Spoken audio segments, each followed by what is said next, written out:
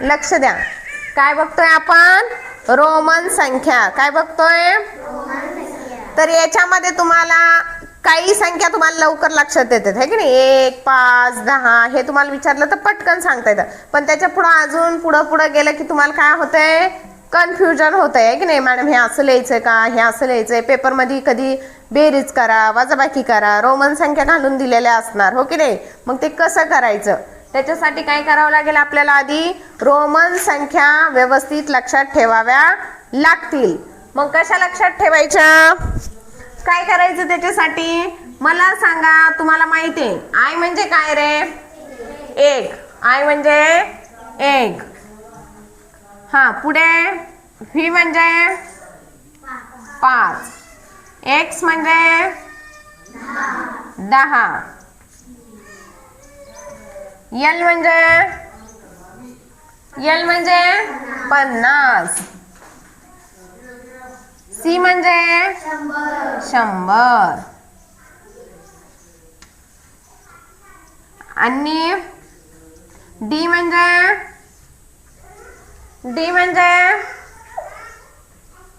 म्हणजे काय? लक्ष द्या. I V X L C D M. आणि ह्यालाच आपण आयला 1, व्हीला 5, एक्सला 10, एलला 50, सीला 100 आणि डीला 500 आणि एमला 1000. याच्या व्यतिरिक्त रोमन संख्या नाही. याच्यापासूनच काय झालेल्या आहेत? सगळ्या रोमन संख्या तयार झालेल्या आहेत. जसं मराठीत, इंग्रजीत 0 ते 9 अंक जर आपण घेतले तर त्याच्यापासूनच काय झालेले आहेत? बाकी सर्व अंक तयार झालेले आहेत. त्याचप्रमाणे रोमन संख्यामध्ये फक्त एवढ्या 7च संख्या दिलेल्या आहेत आणि याच्यापासूनच काय केलेले आहेत? वेगवेगळे सगळे अंक तयार झालेले आहेत. म्हणजे तुम्हाला या 7 संख्या लक्षात ठेवायच्यात, काढायच्यात आणि बाकी सगळे तुम्हाला येणार आहेत. ते कसे येणार ते आता बघायचं आपल्याला. आता तुम्हाला 1, 2, 3, 4 असं 10 पर्यंत विचारलं की पटकन सांगता येतं. येतंय की नाही? जसं जर मी आय लिहिलं तर तुम्ही काय म्हणणार याला? 1 येतंय लगेच. Double I 2, triple I 3. आता मला सांगा 4 कसे लिहायचे? याच्यातून एक समजतंय का? समजा आपण एकदा घेतलं, समजा आय घेतलं तर हे किती वेळा घेतोय आपण? रिपीट किती वेळा करतोय? 3 वेळा. म्हणजेच आपला नियम काय आहे लक्षात घ्या. एक तर याच्यामध्ये फक्त 7च रोमन संख्या आहे, त्याच्यापासून वेगवेगळ्या संख्या तयार होणार आहेत. आणि दुसरी एक गोष्ट लक्षात ठेवायची, एक रोमन संख्या किती वेळा रिपीट होऊ शकते? 3 वेळा. किती वेळा? 3 वेळा. म्हणजे 3 ची मर्यादा आहे त्याला. 3 च्या पुढे आपण रिपीट करू शकतो का? नाही. आता आपण 1 घेतला, मग एकदा लिहिलाय, दोनदा लिहिलाय, तीनदा लिहिलाय हो की नाही. पण आता 4 लिहायचे, मग आपण 4दा आय काढू शकतो का? नाही. त्याच्यासाठी काय करावं लागेल आपल्याला? कसं आय काढतो आपण? ते 4 काढतो आपण आय व्ही. म्हणजे इथं काय होतंय? बदल होतोय. आपण आधी आय घेतो आणि नंतर व्ही घेतो. हे झाले 4. 5 कसे काढतो? व्ही. हे झाले 5. आता बघा 5 च्या नंतर आय म्हणजे 5 प्लस 1. 5 प्लस 1 म्हणजे काय झाले? हे 6. 5 प्लस 2. 5 प्लस 2 काय झाले? हे 7. काय झाले? 7. असेच आपण 8 पण काय करू शकतो?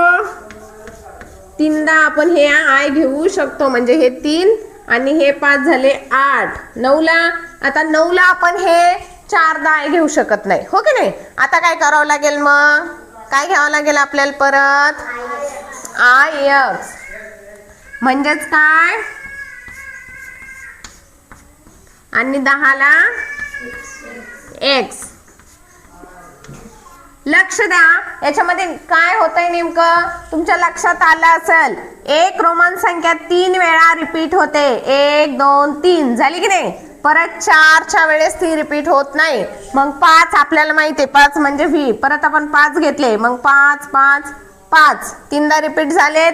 1 2 3 त्याच्या पुढे आपण लावले. हे 5 किती वेळा रिपीट झालेत? 3 वेळा. चौथ्यांदा रिपीट झालेत का? नाही. मग आता याच्यात लक्ष द्या. याच्यात काय होतं, जेव्हा आपण रोमन संख्या लिहितो, समजा आता आय घेतले, हे लक्षात ठेवायचे, हे 7 एकदम लक्षात ठेवायचे तुम्ही. ठीक आहे. आता तुम्हाला कोणतीही रोमन संख्या काढायची आहे. सांगा एखादी रोमन संख्या. मॅडम ह्याला कसं लिहितेत म्हणून सांगा. कोणती रोमन संख्या? आता 11. आता आपल्या 10 पर्यंत झाले. आता आपल्याला 11 लिहायचे. 11 कसे लिहिणार मग आपण? एक्स आणि आय. म्हणजे 10 आपल्याला माहिती आहे. 10 म्हणजे एक्स आणि 1 म्हणजे आय. म्हणून आपल्याला काय माहिती आहे? 11 आपण लिहिणार एक्स आणि आय. ही झाली सोपी. आता आपल्याला अवघड संख्या लिहायची एखादी. कसं लिहिणार? अवघड संख्या घ्या एकदम. कशी लिहिणार तिला? आता 20 लिहायचे झाले. समजा तुम्हाला 20 लिहायचे, इथं आपण 10 लिहिलेत. आता आपल्याला 20 लिहायचे. 20 लिहायला आपण कसे लिहिणार रे? Double x. कारण हे काय आहे?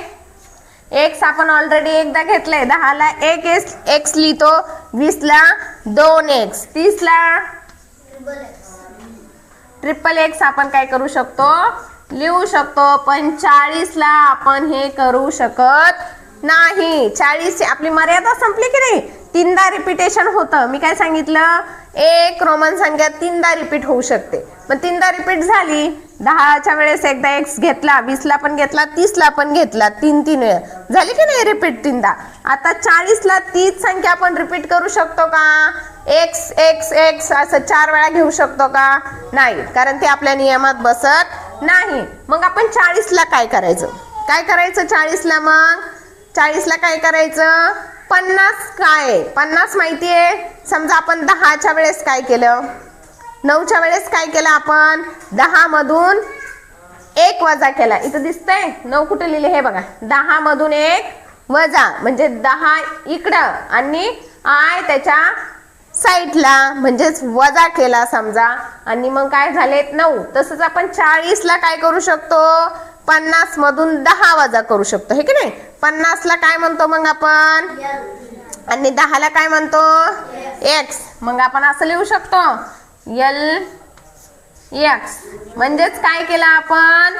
50 मधून 10 वजा केले. 50 मधून 10 वजा केले म्हणजेच आपले काय आले? 40. आणि आता परत 50 लिहायचे. तर 50 ला आपण कसं लिहितो? एल लिहितो. मग हे आहे तसं. परत आता 51, 52, 53 त्याला आपण काय करणार? L I L, double I L, triple I असं लिहिणार. हो की नाही? तर ते आपल्याला सोपं जाणार. परत आता 60 लिहिणार. त्यावेळेस काय करणार? 60 ला एल एक्स. हे की नाही? 70 ला काय लिहिणार? L double x. आणि 80 ला काय लिहिणार? L triple x. पण आता 90 ला काय लिहिणार? 90 ला काय आता तुम्हाला लक्षात आले? आपण 60, 70, 80 याला काय लिहितो? एल एक्स म्हणलं की म्हणजे एल म्हणजे 50 आणि एक्स म्हणजे 10. म्हणजेच काय? 50 आणि 10 60. हो की नाही? तसंच एल डबल एक्स म्हणजेच काय रे? एल म्हणजे 50 आणि डबल एक्स म्हणजे 20. म्हणजेच हे किती झाले? 70. आता एल ट्रिपल एक्स. आता मला सांगा 50, 10, 10, 10 म्हणजेच हे 30. म्हणजेच किती झाले हे? 80. आता आपल्याला लिहायचे 90. काय लिहायचंय? आता 90 कसे लिहिणार आपण? काय लिहिणार? C x. सी एक्स लिहिणार का? मला सांगा आता सी एक्स लिहिल्यावर हे काय होणार रे? सी च्या पुढे एक्स दिलाय आपण. म्हणजे हा सी मध्ये प्लस होणार एक्स. हे सी आणि हे प्लस होणार. आपल्याला मायनस करायचंय. सी ची किंमत काय आहे? 100. काय आहे? 100. आपल्याला 100च्या अलीकडली संख्या लिहायची. पुढची लिहायची का? नाही. मग सी च्या पुढे एक्स दिला म्हणजे सी मध्ये तो प्लस झालाय. सी एक्स प्लस झालाय तो. हो की नाही? तर 90 होतेत का त्याचे? नाही. मग आपल्याला 90 लिहिण्यासाठी काय करावं लागेल? सी मधून 10 मायनस करावं लागेल. सी ची किंमत काय आहे? 100. 100 मधून 10 मायनस केले म्हणजे काय? 90. हो की नाही? मग आपल्याला काय लिहावं लागेल इथं? काय? एक्स सी म्हणजे काय झाले हे 100 ते 90 आणि 100ला काय येतंय सी. आले लक्षात आले का? आता परत 101 102 103 च्या वेळेस परत आता हेच काय होणार आहे रिपीट होणार आहे. समजा सी आय असं विचारलं म्हणजे हे काय झाले रे, हे काय झाले 101 102 103 104. आता तुम्ही हीच लाईन त्याच्या पुढं सी च्या पुढं लिहू शकता. पण आता मला सांगा, आता तुम्हाला 200 लिहायचेत. 200 कसे लिहिणार मग? 200 कसे लिहिणार? 100 म्हणजे सी आणि 200 म्हणजे डबल सी, 300 म्हणजे ट्रिपल सी आणि 400 म्हणजे. परत आपला नियम लक्षात ठेवायचा, कोणताही रोमन संख्या इथं दिलेल्या आहेत की नाही, ह्या रोमन संख्या खूप महत्वाच्या आहेत. ह्याला काय करायचं इम्पॉर्टंट मध्ये ठेवायचं. एवढ्या संख्या तुम्हाला लक्षात ठेवायच्यात आणि नियम लक्षात ठेवायचा आहे. एक रोमन संख्या 3 वेळा रिपीट होते. किती वेळा? 3 वेळा. मग आता ही 100च्या वेळेस एकदा रिपीट झाली, 200च्या वेळेस एकदा आणि 300च्या वेळेस एकदा, म्हणजे आता रिपीट होणार नाही. मग काय करायचं? 3 वेळा रिपीट झाल्यानंतर काय करायचं? त्याच्या पुढची संख्या घेऊन त्याच्यातून काय करायचंय, त्याच्या अलीकड मायनस करून आपल्याला ती संख्या लिहायची. समजा आता आपल्याला लक्षात आले 200ला काय बनणार आपण?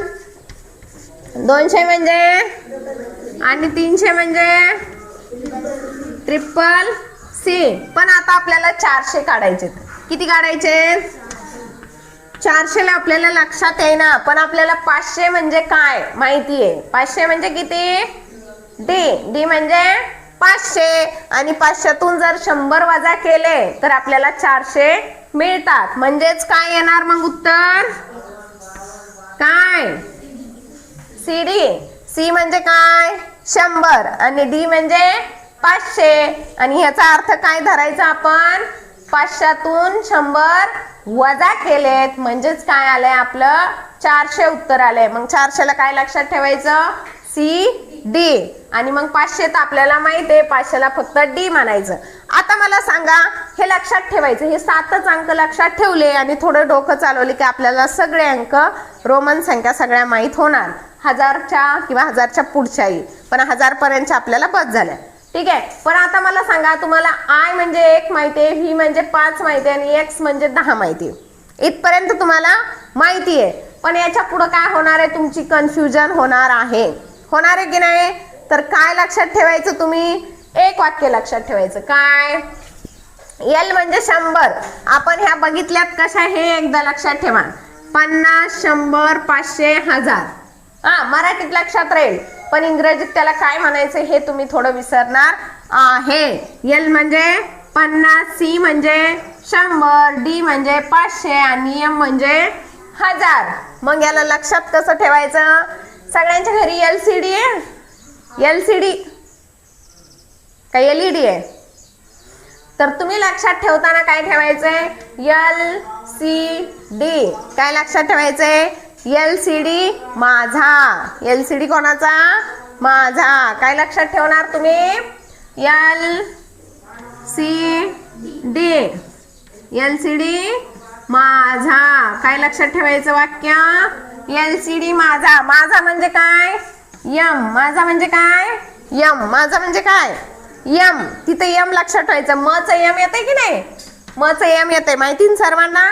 मग आता एक्स पर्यंत तुम्हाला माहिती आहे, पण हा एल सी डी आणि यम हे लक्षात ठेवण्यासाठी तुम्ही एक वाक्य लक्षात ठेवायचंय.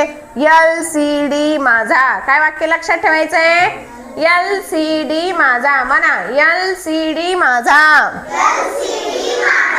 एल सी डी माझा. म्हणजेच काय? एल म्हणजे काय? एल म्हणजे सी म्हणजे डी